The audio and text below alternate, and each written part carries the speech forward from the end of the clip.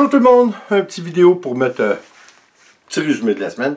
Écoutez, c'est arrivé quelque chose de, de tragique. Il y a 2 jours, une amie qui reste en face de la maison, qui me suivait partout, qui était devenue une abonnée, une des premières abonnées que j'ai eues évidemment sur YouTube, c'était une voisine, et qu'on avait comme voisine depuis... Ah mon Dieu, je dirais... 8 ans, whisky. On avait depuis au moins 13 ans. Au moins 12-13 ans. Et puis, il ne veut pas monter tout seul. Il monte seul. Il monte seul sur les fauteuils avec Nicole. Mais avec moi, monsieur, il faut que... Attends. Il a voulu monter. Attends, on va te montrer. Bon. Whisky. Dis bonjour Whisky. Bonjour Whisky. Whisky est rendu à 28 livres. Il va avoir 4 mois le 28 janvier. C'est notre bébé d'amour. Oui, c'est notre bébé. Oui, c'est mon bébé. On adore notre petit Whisky, qui est beaucoup plus gros qu'on aurait cru au départ.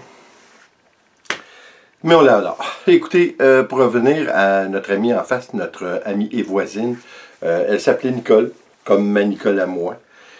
Ça a été très très dur pour Nicole parce qu'elle avait une belle interaction avec elle. C'était une amie pour elle. C'était elle et sa mère parce que cette Nicole en question vivait avec sa mère depuis plus de 20 ans. Et au mois de juillet, au mois d'août l'an dernier, sa mère est décédée. Et il y a 2 jours, Nicole en face est décédée elle aussi à l'âge de 60 ans. Ça nous remet les choses en perspective, devrais-je dire. On regarde ça avec un œil un petit peu plus intéressé d'une situation qui est quand même assez tragique pour sa famille. Elle n'avait pas d'enfant, elle n'avait pas de mari non plus. Elle vivait... Vous savez, on avait dit que c'était une femme qui était très malade. Par contre, elle a eu un manque d'oxygène. Elle avait beaucoup de maladies, cette femme. C'était vraiment dur. La vie n'était pas facile. Mais depuis que sa mère était décédée, on dirait qu'elle s'est comme laissée aller un petit peu. Je pense que ça arrive dans plusieurs cas. Hein. C'est comme laisser l'être cher qui vivait avec vous, puis vous retombez seul pour la première fois depuis 20 ou 25 ans, je crois. C'est dur à gérer, c'est dur à vivre. Alors, nos condoléances à toute la famille, Jean ainsi que sa sœur. C'est jamais drôle, hein? Elle savait qu'elle était très malade. Imaginez-vous que la journée d'avant, elle a appelé Nicole, Nicole, pour aller demander si elle pouvait aller l'aider pour faire sa valise. Parce qu'elle avait l'intention, étant donné que ça allait tellement mal, elle était à l'oxygène. Là, je suis obligé de vous dire une petite parenthèse. Là. Elle avait de l'oxygène, et puis à l'occasion, il n'y a pas plus tard que la semaine dernière, elle enlevait son masque, elle prenait une puff de cigarette, elle mettait son masque d'oxygène. Vous savez, quelqu'un qui ne veut pas vivre, là, hein? Il y a toutes sortes de moyens. Quoi qu'il en soit, elle appelle Nicole, Nicole va l'aider pour faire sa valise, parce qu'elle était supposée d'appeler le lendemain matin l'ambulance, parce que là, ça devenait invivable, elle ne pouvait plus fonctionner dans la maison. Ils ont resté 2 heures à parler. Ça se trouve être mardi. Ils ont resté 2 heures à se parler, puis ça a été très bien, comme Nicole a dit, ils ont parlé un peu de tout, mais elle parlait surtout aussi de comment que la vie était rendue difficile avec ses handicaps. Et puis, ça restait comme ça. Elle a dit à Nicole, parce qu'elle a un système de sécurité, puis Nicole avait la clé, puis le code du système de sécurité de l'alarme à la maison. Elle a dit à Nicole, laisse le système d'alarme non activé. De cette façon, demain, les ambulanciers vont pouvoir rentrer sans difficulté. Mais elle dit, au courant de la journée, reviens pour réactiver, réarmer le système d'alarme. Alors, Nicole travaillait, hein, mercredi. Nicole travaillait. Et puis, lorsqu'elle est revenue du travail, il était déjà 5 heures. On a soupé. Après souper, il était 6h15 environ. Elle est retournée chez Nicole en face. Et puis, elle s'est aperçue que Nicole était trop faible. Elle n'a pas été capable d'appeler l'ambulance le matin même. Alors, Nicole l'a appelé, évidemment, l'ambulance, mais là, elle était vraiment là. Elle respirait, vous savez, c'était comme un par coup, comme ça. Puis, elle était semi-consciente, semi-éveillée. Et puis, ils ont appelé l'ambulance. L'ambulance est arrivée, vraiment, ça a pris à peine 10 minutes. Ils l'ont emmenée à l'hôpital. Avant minuit, mercredi soir, elle est décédée d'un arrêt cardiaque.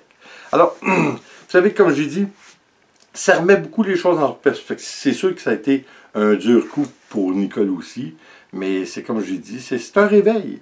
Hein, c'est un réveil. Vous savez, je me compare pas, j'ai pas, on va cogner sur du bois, j'ai pas de problème de santé dans l'immédiat, mais j'ai eu beaucoup d'accidents. Puis la mort nous fait toujours prendre les choses en perspective. Vous savez, j'ai fait face à la mort souvent dans ma vie pour avoir eu plusieurs accidents. Malgré le fait que j'ai eu des motos jeunes et des motoneiges et ainsi de suite, les accidents que j'ai eus qui étaient très graves, c'était toujours lorsque j'étais passager. D'ailleurs, comme plusieurs d'entre vous le savent, en 1977, encore une fois passager, j'ai eu une grosse accident et j'ai resté quelques mois à l'hôpital. Et mon ami qui est à côté de moi, qu'on fêtait ses 18 ans, est décédé à mes côtés. Ça change la vie. Hein? Ça nous donne une nouvelle aperçu de la vie, une nouvelle façon dont on vit. Ça change notre vision des choses. Je suis obligé de vous dire que j'ai remis en question beaucoup de choses dans ma vie. Mais à chaque fois, on ne s'habitue pas à la mort. Hein? On a de la parenté, on a des amis qui décèdent. Et plus que le temps avance, plus que c'est quelque chose de récurrent, hein, malheureusement. Et puis on ne s'habitue pas à ça. Mais vous savez, on dit, on prend les choses en perspective, ça nous donne un coup, on veut faire attention, mais en même temps. Hein, comme vous savez, j'ai commencé ma diète depuis le 3 janvier. En fait, depuis le 5, là, si on veut. Et puis je vais vous en parler la semaine prochaine, parce que je vais en parler seulement qu'aux 2 semaines, pour voir le résultat. Oui, ça nous donne... On dirait qu'on est déconnecté. Hein, on est déconnecté. Autant que j'ai un être aimé, mon ami qui est à côté de moi, qui est décédé, autant qu'on est déconnecté. C'est-à-dire, lui décédé, ça nous donne un choc, évidemment. Je suis obligé de vous avouer que j'ai pris des années, sinon des décennies, à m'en remettre vraiment complètement. Mais en même temps, on est un petit peu déconnecté. Dans le sens que, on dirait qu'on ne peut pas percevoir la mort. On ne peut pas s'attendre que nous, on va mourir.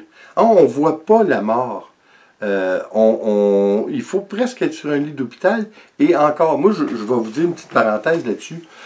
Ma mère a toujours été malade.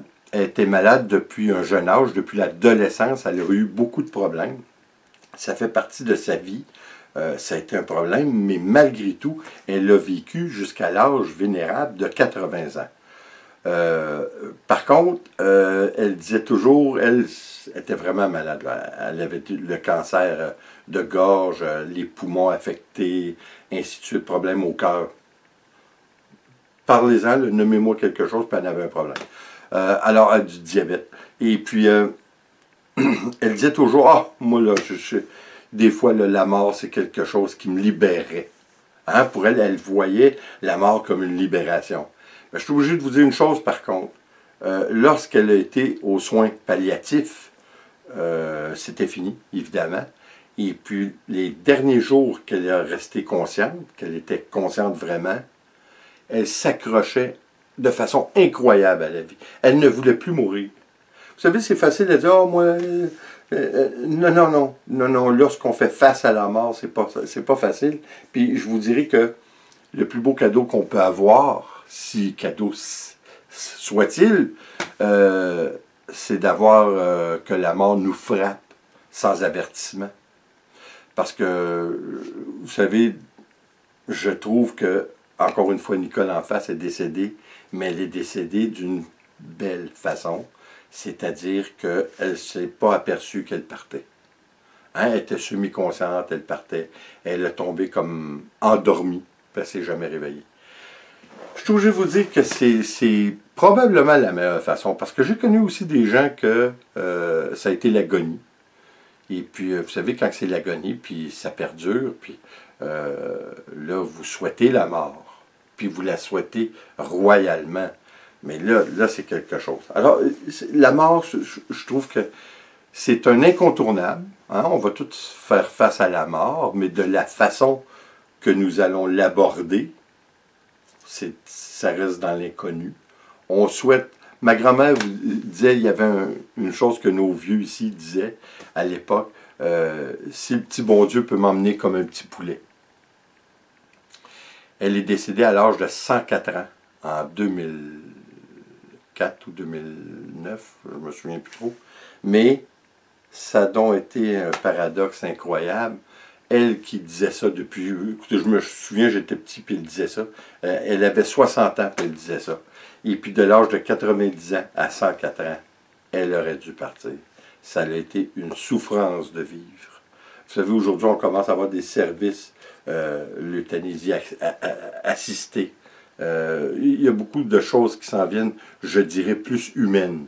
Hein? Parce que si vous avez aucune chance de vous sortir d'une maladie profonde et que vous êtes étendu sur un lit sans aucune chance, je me dis la chose humaine. C'est ça. Je me disais à ma grand-mère à l'époque, je me sentais donc mal de ne pouvoir avoir aucun outil pour agir. Hein, ça me faisait mal. Alors, la mort, c'est dur à accepter, c'est dur parce que c'est final. Hein, on s'entend-tu que c'est final? Il n'y a plus de revenez-y, là. La mort, c'est radical, c'est fini, on passe à d'autres choses, qu'on le veuille ou non. C'est pour ceux qui restent que c'est toujours compliqué.